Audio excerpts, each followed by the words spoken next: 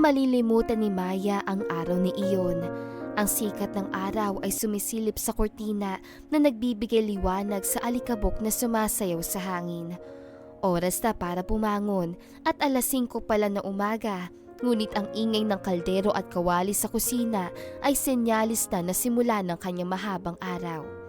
Siya si Maya, ang katulong sa tahanan ng pamilya C, isa sa pinakamayamang angkan sa syudad. Araw-araw ganito ang kanyang takbo ng buhay. Mula sa paghahanda ng almusal, paglilinis ng malawak na mansyon, paglalaba ng sangkaterbang damit, hanggang sa pagpaplansya ng mga branded na kasuotan ng pamilya. Hindi ito biro. Ang mansyon ay may 5 palapag at bawat silid ay para bang palasyo sa laki. Siya lang mag-isa ang gumagawa ng lahat ng gawain, maliban sa hardinero na minsan sa 1 linggo kung dumating. "Maya!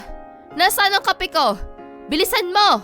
Sigaw ni Aling Sonia, ang ina ng pamilya C na mula sa dining area. Si Aling Sonia ay isang sikat na fashion designer na may-ari na Sonia's Couture, isang kilalang fashion house sa bansa. Elegante at palaging presentable, ngunit sa likod ng kanyang more formal na anyo ay isang ekstriktong amo. "Opo, ma'am," mabilis na sagot ni Maya habang nagmamadaling nagtitimpe ng kape.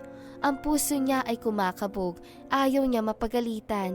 Hindi na bago sa kanya ang mga sigaw, ngunit lagi pa rin siyang kinakabahan. Pagkatapos ng almusal, nagsimula na ang kanyang paglilinis. Bawat sulok ng bahay ay kailangang perpekto. Walang aklikabok, walang mancha, walang kalat. Habang nagpupunas ng mga gamit sa sala, naririnig niya ang tawanan ng magkapatid na sina Andrea at Marco na naglalaro sa garden. Si Andrea, ang panganay na anak na babae, ay halos kasing edad niya, ngunit tila magkaibang mundo ang kanilang ginagalawan. Si Andrea ay palaging nakasuot ng mamahaling damit, samantalang siya ay laging nakabahag ng luma at kupas na uniform. "Tignan mo si Maya, Marco, oh." Bulong ni Andrea kay Marco na sapat para marinig ni Maya. "Mukha siyang manika na lumang basahan ng suot. Ang probinsyana talaga." Narinig ni Maya ang mga salita. Masakit, ngunit hindi niya ipinahalata. Sanay na siya sa mga panunukso ng mga bata. Madalas tinutukso pa nila ang kanyang simpleng pananamit at ang kanyang malalim na accent sa Tagalog. Probinsyana, yon ang madalas silang itawag sa kanya. Ang salitang yon ay parang marka na nakaukit sa kanyang noo na nagpapaalala ng kanyang pinanggalingan. Galing siya sa isang liblib na bayan sa Bicol. Lumaki siya sa probinsya sa gitna ng bukirin at simpleng pamumuhay. Ang kanyang mga magulang ay magsasaka at ang kanilang kita ay sapat lang para sa pang-araw-araw na pangangailangan. Bata pa lang si Maya, nakitaan na siya ng pagkahilig sa sinig. Mahilig siyang gumuhit. Ang mga bato, dahon at kahit ang tuyong lupa ang nagsisilbing kanyang canvas. Pangarap niya noon ang makapag-aral na sining, ngunit alam niyang malabo ito mangyari dahil sa kahirapan. Kaya na magkaroon ng pagkakataong magtrabaho sa Maynila bilang katulong, kahit masakit sa loob ay pinili niya itong tanggapin. Kailangan niya magsakripisyo para sa kanyang pamilya. Isang araw, habang naglilinis sa silid ni Andrea, napansin ni Maya ang isang magazine na nakakalat sa sahig. Ito ay isang fashion magazine at sa cover nito ay isang magandang modelo na nakasuot ng isang nakamamanghang gown. Hindi niya maiwasang mamangha. Nakita niya ang bawat detalye ng gown, ang mga tahe, ang pagkakayari ng tela. Sa loob-loob niya, pakiramdam niya ay kaya niyang gawin ang ganoong disenyo o higit pa. Napangiti siya. Ang fashion ay isang bagay na palagi niyang hinahangaan. Sa kabila ng kanyang simpleng pamumuhay, ang sining ng pagdidisenyo ng damit ay nakakuha ng kanyang atensyon. Sa tuwing nakakakita siya ng mga damit sa mga mall o kahit sa telebisyon, ay pinagmamasdan niya ang bawat detalye. Nakikita niya sa isip ang iba't ibang paraan kung paano pagandahin ang isang kasuotan. Sa katunayan, sa kanyang spare time, kapag natutulog na ang lahat, gumuguhit siya ng mga disenyo sa isang lumang sketchpad na binili niya mula sa isang ukay-ukay. Ito ang kanyang munting sekreto at ang kanyang paraan upang makatakas sa realidad ng kanyang pagiging katulong. Isang hapon, habang naglilinis sa silid ni Andrea, kinailangan niyang ilipat ang kama upang linisin ang ilalim nito. Sa kanyang pag-aayos, hindi niya napansin na nahulog ang kanyang lumang sketchpad mula sa kanyang bulsa at tumulas ito sa ilalim ng kama. Nagmamadali siyang tapusin ng paglilinis dahil may iba pa siyang gagawin. Pagka-uwi ni Andrea mula sa paaralan, nagulat siya na makita ang silid niya na malinis sa malinis. Habang hinahanap ang cellphone niya, nasagi niya ang isang bagay sa ilalim ng kama. Nang tignan niya, nakita niya ang isang lumang sketchpad. Nagtaka siya kung kanino ito dahil wala siyang matandaang bumili siya ng ganon. Dahil sa pagiging curious, binuksan niya ang sketchpad. Napakunot ang kanyang noo. Ang sketchpad ay puno ng mga disenyo ng damit. Hindi lang basta mga disenyo, kundi mga likhang sining. May mga eleganteng gowns, modernong damit, at mga gawa na may kakaibang halo ng tradisyonal at modern style. May mga sketches din ng mga accessories at bag. Napanganga si Andrea at hindi siya makapaniwala sa nakikita niya. Ang mga disenyo ay napakaganda at orihinal. Ang bawat linya ay may buhay at kwento. "Ma!" sigaw ni Andrea. "Halika rito! May nakita ako!" Nagmamadaling lumapit si Aling Sonia sa silid ni Andrea. "Ano yan, Andrea? Bakit ka sumisigaw?" "Tignan mo to, Ma!" Ibinigay ni Andrea ang sketchpad sa kanyang ina. Kinuha ni Aling Sonia ang sketchpad. Dahil siya ay isang fashion designer, agad niyang nakilala ang kalidad ng mga disenyo. Namamangha siya sa bawat page. Ang mga linya ay malinis, ang mga disenyo ay makabago at puno ng pagkamalikain. Ang bawat page ay nagpapakita ng isang malalim na pag-unawa sa tela, kulay at forma. "Sinong gumawa nito, Andrea?" Tanong ni Aling Sonia na may pagtataka sa kanyang boses. "Hindi ko po alam, Ma.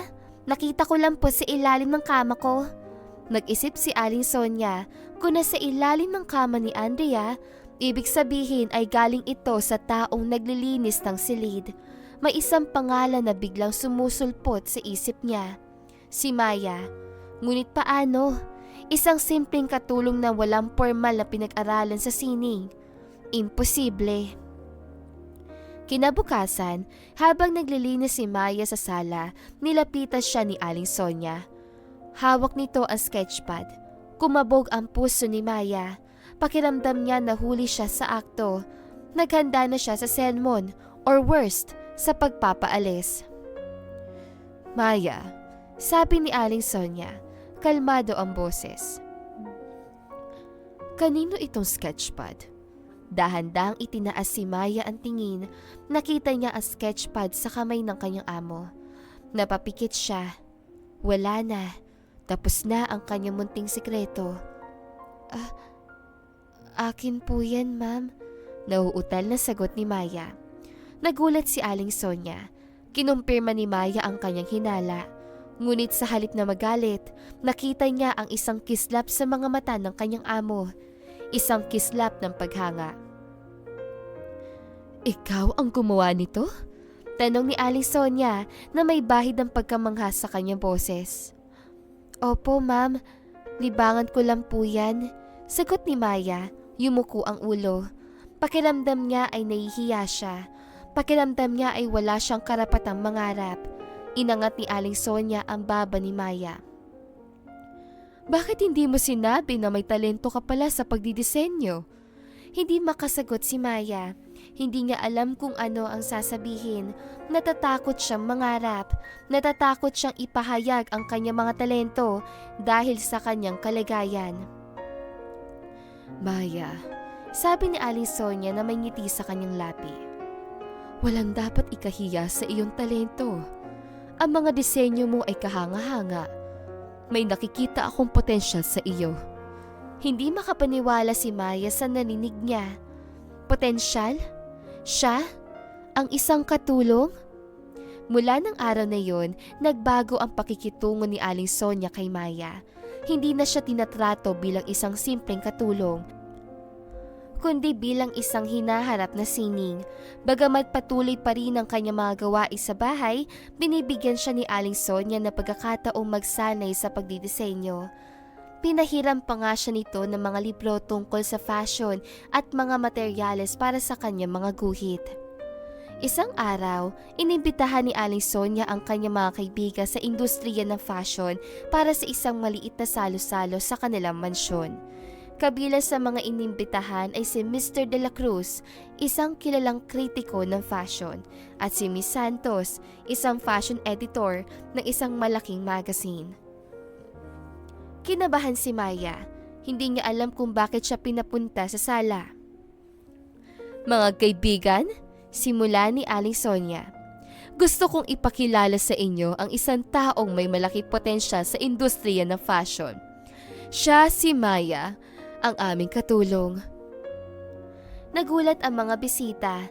Isang katulong? Marami ang nagtaasan ng kilay. Tinitigan nila si Maya mula ulo hanggang paa na para bang sinusuri ang kanyang pagkatao. May nagbulungan. Isang katulong? Paano nangyari yan? Naramdaman ni Maya ang init sa kanyang pisngi. Pakiramdam niya ay gusto niyang lumubog sa kinatatayuan, ngunit nagpatuloy si Aling Sonia. "Alam ko nagtataka kayo," sabi ni Aling Sonia. "Ngunit hayaan ninyong ipakita ko sa inyo ang kanyang mga gawa." Inilabas si Aling Sonia ang sketchpad ni Maya at ipinakita ito sa mga bisita. Unti-unting nagbago ang ekspresyon ng mga mukha ng mga bisita. Mula sa pagtataka, naging paghanga. Ang mga bulungan ay napalitan ng pagkamangha. "Ang ganda naman nito," bulong ni Miss Santos. "Ang orihinal," dagdag ni Mr. De La Cruz. "Ang lalim ng mga disenyo. Hindi ko akalain na isang baguhan ang gumawa nito." Isa-isa na lang sinuri ang bawat disenyo. Namangha sila sa mga ideya, sa mga kulay at sa pagkakayari ng mga ito sa sketchpad. Hindi nila maitatanggi ang talento ni Maya. Ang bawat disenyo ay nagsasabi ng isang kwento na bawat linya ay may buhay. "Maya, maaari ka bang gumawa ng isang sample design para sa amin?" tanong ni Miss Santos. "Gusto kong makita kung paano may ito gagawin sa tela." Nanginginig ang mga kamay ni Maya. Isang pagkakataon, isang pangarap na akala niya ay imposibleng mangyari. Mula noon, binigyan si Maya ng pagkakataong ipakita ang kanyang galing. Sa tulong ni Aling Sonia, nagkaroon siya ng maliit na workspace sa bahay. Doon ginawa niya ang kanyang unang sample design, isang cocktail dress na may kakaibang texture at kulay. Na makita ito ni Miss Santos at Mr. De La Cruz, lalo silang namangha. Hindi lang sa papel magaling si Maya, kundi pati na rin sa aktwal na paggawa. "Maya," sabi ni Aling Sonia isang umaga. "Nagsalita na ako sa mga kaibigan ko sa Fashion Institute. Gusto ka nilang bigyan ng scholarship. Gusto nilang pag-aralan mo ang fashion design." Para siyang nabingi sa narinig. Scholarship? Pag-aaral? Hindi niya sukat akalain na mangyayari ito. Ang pangarap niya makapag-aral ng sining ay matutupad. Nag-aral si Maya na mabuti. Pinagsikapan niya ang bawat subject. Kahit na nahihirapan siya sa simula dahil sa kanyang kakulangan sa formal na edukasyon, ay hindi siya sumuko. Gabi-gabi pagkatapos ng kanyang klase, nagpupuyat siya para magbasa at mag-aral. Ginugol niya ang bawat oras sa pagtuklas sa mga bagong teknik, pag-aaral ng kasaysayan ng fashion at pagpapalawak ng kanyang kaalaman. Si Aling Sonia ang kanyang naging mentor na nagbibigay ng payo at gabay. Dahil sa kanyang dedikasyon at talento, mabilis siyang nakilala sa Fashion Institute. Nanalo siya sa iba't ibang competition ng fashion design. Ang kanyang mga design ay palaging pinupuri dahil sa kanilang originality at kakaiba. Ang mga propesor ay namamangha sa kanyang natural na galing. Pagkatapos ng kanyang pag-aaral, nagtrabaho si Maya sa Sonia's Couture. Doon, lalo siyang nahasa. Naranasan niya ang iba't ibang aspeto ng fashion industry, mula sa paggawa ng prototype hanggang sa pag-host ng fashion show. Sa loob ng ilang taon, naging kanang kamay siya ni Aling Sonia. Ngunit hindi nagtagal, naramdaman ni Maya na handa na siyang tumayo sa sarili niyang mga paa. Gusto niya magkaroon ng sarili niyang pangalan, na sarili niyang marka sa mundo ng fashion. Kinausap niya si Aling Sonia tungkol dito. Maya, matagal ko nang alam na darating ang araw na ito, sabi ni Aling Sonia na may ngiti sa kanyang labi. Handa ka na. Alam ko magtatagumpay ka. Sa tulong ng pamilya C at sa suporta ng kanyang mga mentor at kaibigan, nagtayo si Maya na sarili niyang fashion house. Pinangalanan niya itong Hiraya. Isang lumang salitang Pilipino na nangangahulugang produkto ng imahinasyon o isang pangarap. Sa simula, mahirap ang lahat. Kinailangan niya magsimula mula sa wala. Ngunit hindi siya sumuko. Ginamit niya ang bawat aral na natutunan niya. Gumawa siya ng mga design na sumasalamin sa kanyang pinagmulan, sa kanyang kultura, ngunit may modern twist. Ang kanyang mga gawa ay nagtatampok ng mga detalye na gawa sa kanyang probinsya, tulad ng mga bulaklak, halaman, at kulay ng kalikasan. Hindi nagtagal, nakilala ang Hiraya. Ang kanyang mga design ay naging popular. Ang mga kilalang personalidad mula sa mga artista hanggang sa mga politiko ay nag-uunahan na magsuot ng kanyang mga gawa.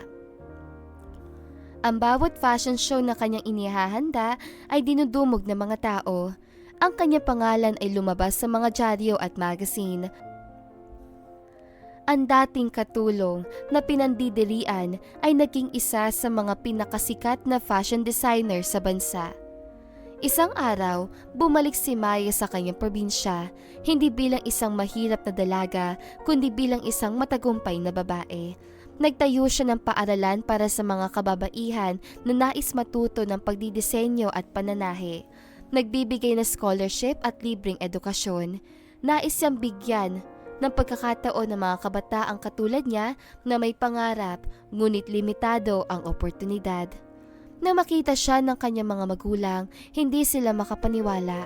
Ang kanilang anak na dating naglalakad ng nakayapak sa bukid ay ngayon ay nakasuot ng eleganting damit, may sariling sasakyan at may kasamang mga taong nagbibigay galang sa kanya. Anak, totoo ba to? Tanong ng kanyang ina habang niyayakap siya. Ikaw pa talaga yan, Maya? Naiyak si Maya. Opo, inay. Ako po ito. Ang kwento ni Maya ay lumaganap. Naging inspirasyon siya sa marami. Nagpatunay siya na ang talento ay walang pinipiling estado sa buhay, edad o pinagmulan. Kung mayroon kang pangarap at handa kang magtrabaho ng husto, maaabot mo ito.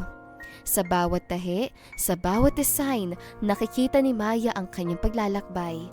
Mula sa pagiging katulong na pinandidirian hanggang sa pagiging isang sikat na fashion designer.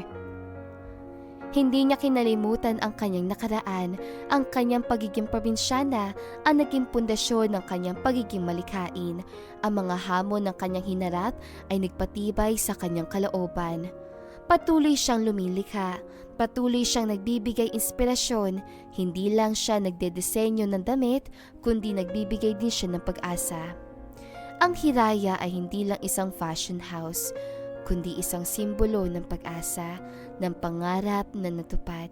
At sa bawat bagong koleksyon, isinasama niya ang kwento ng isang babaeng galing sa probinsya na nagpatunay ng limitasyon ay nasa isip lamang at ang talento, kung pahalagahan at pagtsatsagaan, ay maaaring maghatid sa iyo sa tuktok ng tagumpay.